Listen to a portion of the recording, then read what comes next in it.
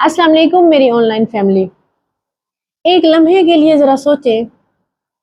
آج ہم سکون سے سو جائیں لیکن کل جب اٹھیں جن گلیوں میں آج ہمارے بچے کھیل رہے ہیں یہ بچے نہ ہوں، وہاں پہ گلیاں موجود نہ ہوں، وہاں پہ وہ رونق نہ ہو، ہر چیز مٹی کا ڈھیر بن چکی ہے.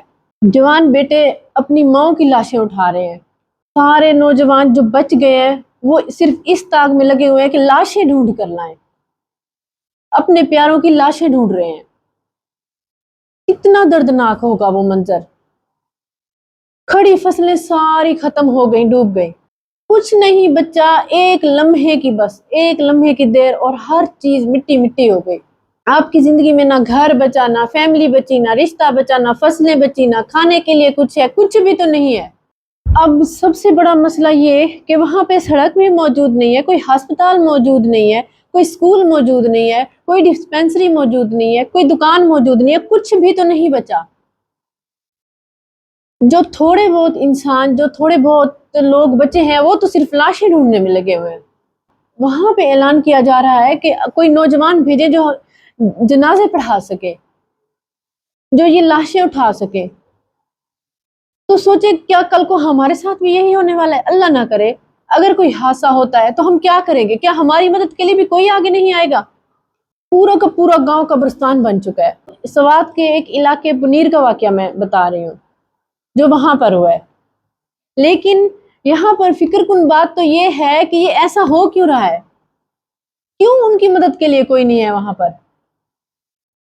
کیا انسانیت مر گئی ہے؟ اگر کل کو ہمارے ساتھ ایسا کچھ ہو جاتا ہے تو کیا ہم لوگ بھی ایسے بے آسرا بیٹھ رہیں گے؟ آفات تو اللہ تعالیٰ کی طرف سے آتی ہیں، انہیں کوئی روک نہیں سکتا. ہم بے بس ہیں.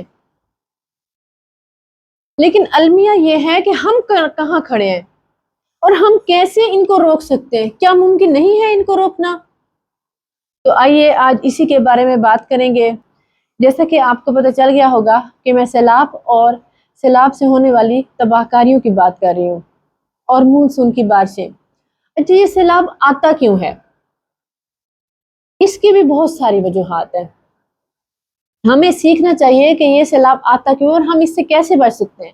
ہم بچ سکتے ہیں، بہت سارے راستے ہیں. ضرورت ہے صرف نالج کی، 2 قدم اٹھانے کی. جب بارش بہت زیادہ آتی ہے تو زمین جذب نہیں کر پاتی ہے اسے. جب جو پانی جذب نہیں ہوتا وہ بہنے لگتا ہے آہستہ آہستہ اور وہ نچلے علاقوں کی طرف جاتا ہے.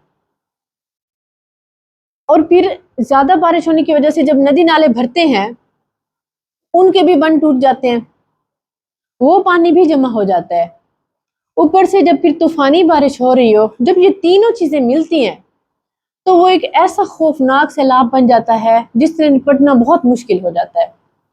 اور یہی ہوا ہے بنیر میں اور بہت سارے علاقوں میں.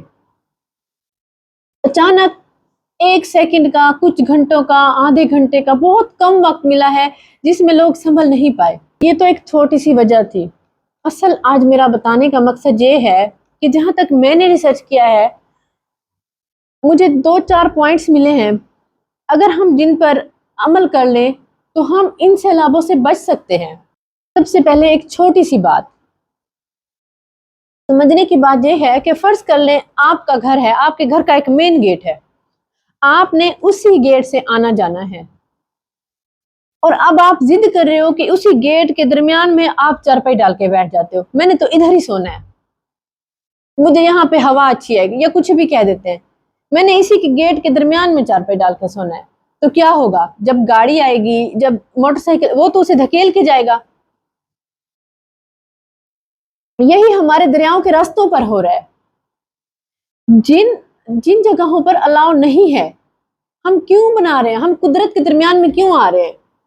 دریا نے تو اپنی جگہ سے گزرنا ہے. کیا ہم اس آفت سے لڑ سکتے ہیں؟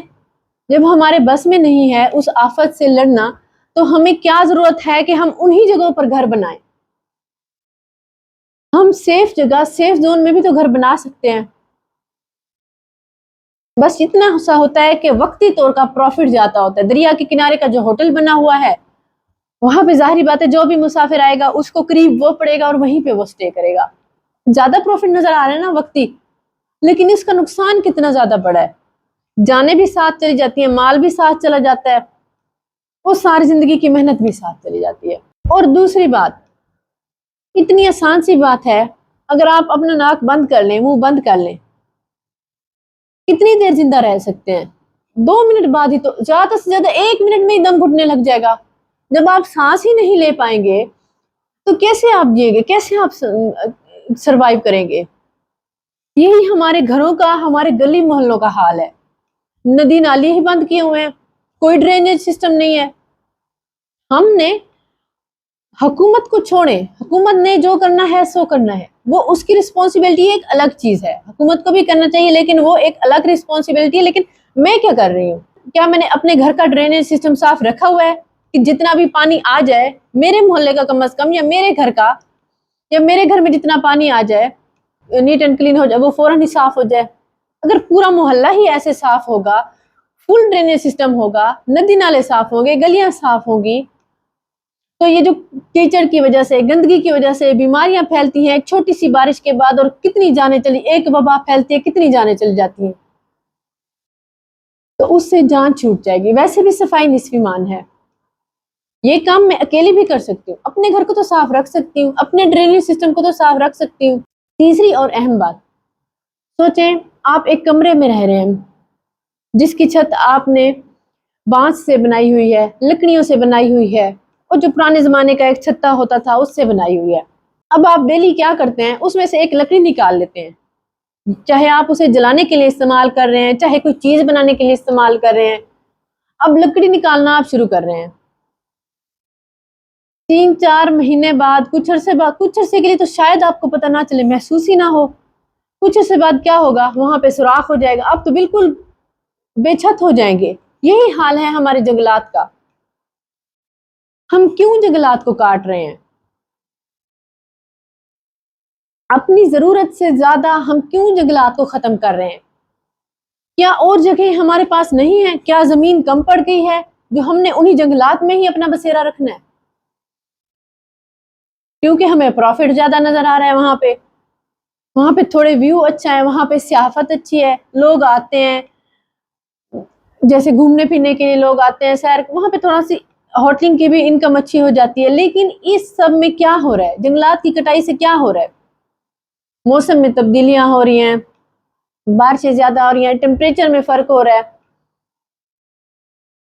پھر سیلاب آتے ہیں، پھر جب جنگلات ہی نہیں ہوں گے تو ٹھہراؤ، پانی میں ٹھہراؤ کہاں سے آئے گا؟ پانی نے تو تیز ہونا ہے۔ پھر اہم بات، اب آپ سوچیں ایک ماں ہے جس کے پاس اپنے بچوں کے لیے اناج موجود ہے، کھانا موجود ہے، لیکن اس کھانے کو رکھنے کے لیے اس نے برتن نہیں لیا، برتن نہیں ہے اس کے پاس۔ اب اس نے اتنا سارا کھانا جمع کیا ہوا ایسے ہی رکھ دیا، ایک بارش آئی اور وہ تو سارا ڈوب گیا، اناج کے ہوتے ہوئے اس کے بچے بھوکے رہ گئے۔ جب پاکستان کا ملک زراعت میں اتنا اچھا ہے، پاکستان میں کس چیز کے ذخائر نہیں ہیں؟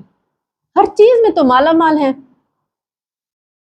کمی ہے صرف ایک ڈیم کی، جب ہم ڈیم ہی نہیں بنا رہے، اپنے پانی کو ہم اسٹور ہی نہیں کر رہے، اسے تو ہم ضائع کر دیتے ہیں۔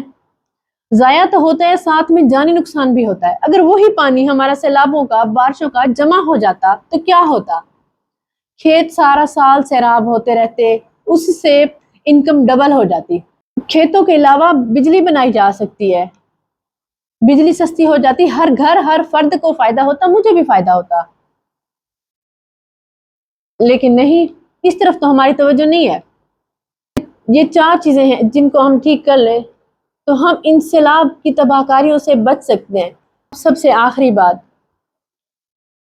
سمجھنے کی یہ ہے کہ سیلاب آنا ایک قدرتی عمل ہے، بارش آنا ایک قدرتی عمل ہے، اس میں ہم بے بس ہیں، ہم اسے روک نہیں سکتے۔ لیکن اگر ہم اپنے ندی نالے صاف کریں، ہم اپنے ڈیم بنا لیں، ہم دریاؤں کے کناروں پر غیر سرکاری آبادیاں نہ آباد کریں، تو ہمارے لیے یہ جو سیلاب ہوگا، یہ جو پانی ہوگا، یہ زحمت نہیں بنے گا۔ یہی سیلاب، یہی بہت زیادہ پانی، یہ ہمارے لیے رحمت بن کر آئے گا۔ اس سے ہمارے کھیت سیراب ہوں گے، اس سے ہم بجلی بنا رہے ہوں گے، اور جن لوگوں نے دعاؤں کو کہا ہے اللہ تعالیٰ ان کو اپنے گھروں میں خوش رکھے، آباد رکھے، اور اللہ تعالیٰ انہیں اپنی رحمتوں سے نوازے۔ اور اگر آپ کے مائنڈ میں یا آپ کے پاس بھی ایسی کوئی سٹوری یا ایسا کوئی ٹاپک ہے جسے آپ میرے ساتھ ڈسکس کرنا چاہتے ہیں تو موسٹ ویلکم، آپ میرے پاس آ کر بھی اس کو ڈسکس کر سکتے ہیں۔ آپ چاہیں تو وہ میرے ساتھ شیئر کر سکتے ہیں کومنٹ میں انشاءاللہ اس پہ ضرور ٹرائی کروں گی۔ جتنا نالج میرے پاس ہے اور جتنا آپ کے پاس ہے وہ مل کے کلیکٹ کر کے انشاءاللہ ہم آگے ضرور شیئر کریں گے۔ اگر آپ کو آج کا یہ میرا میسج پسند آیا ہے تو اپنے فرینڈس اینڈ فیملی میں شیئر ضرور کیجیے گا۔ کل ملتی ہوں کسی نئے میسج کے ساتھ، تب تک کے لیے اللہ حافظ۔